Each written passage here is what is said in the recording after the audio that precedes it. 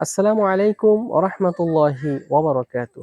সম্মানিত দর্শক, আমরা সকলেই জানি হিজরি একটি বর্ষ রয়েছে, আর এই হিজরি বর্ষের সাথে সম্পৃক্ত মুসলমানদের সকল আমল এবং সকল উৎসব রয়েছে, যেমন ঈদ, রমজান।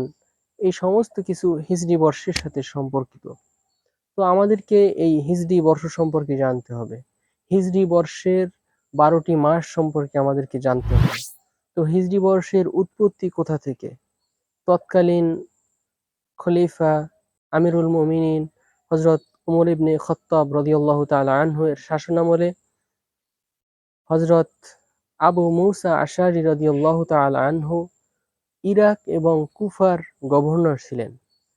তিনি হযরত উমর ফারুক রাদিয়াল্লাহু তাআলা আনহুকে চিঠি লিখলেন যে, আমাদের অফিসের নথিপত্রে তারিখ না থাকার কারণে বিভিন্ন পত্রাদি একত্রিত হয়ে যায়।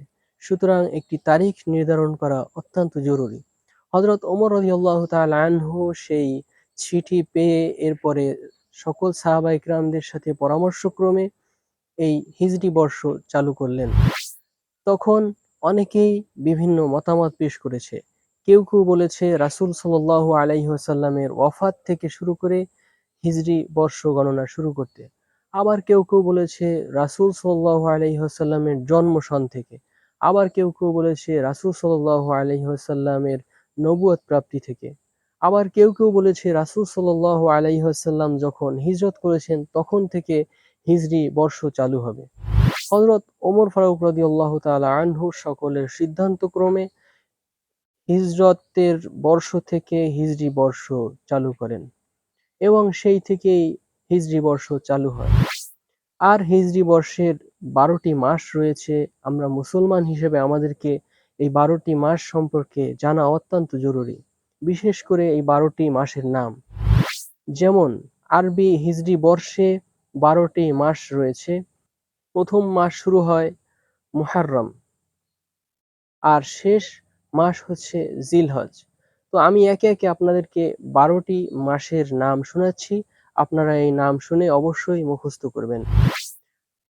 মুহাররম, সফর, রবিউল আউয়াল, রবিউস সানি, জামাদিউল উলা, জামাদিউস সানি, রজব, শাবান, রমাদান, শাওয়াল, যুল কআদাহ, যুল হাজ্জাহ।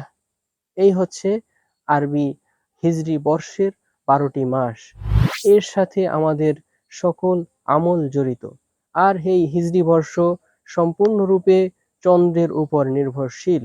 এজন্য এই হিজরি বর্ষকে চন্দ্রবর্ষও বলা হয়ে থাকে।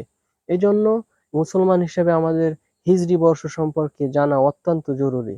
আল্লাহ সুবহানাহু ওয়া তাআলা আমাদের সকলকে কবুল করুক। ওয়াসসালামু আলাইকুম।